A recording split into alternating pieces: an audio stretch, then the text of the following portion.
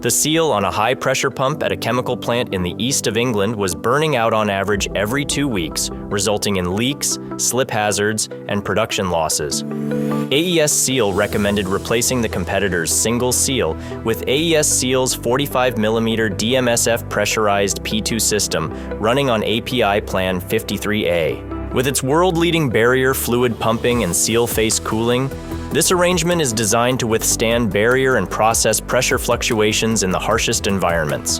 The company estimates that over 2 years, it has saved around 144,000 pounds in maintenance costs and loss of production. As the plant manager says, AESSEAL is always ready to help, come rain or shine.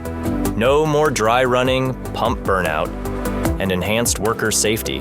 What's not to like? When the going gets tough, call AESSEAL.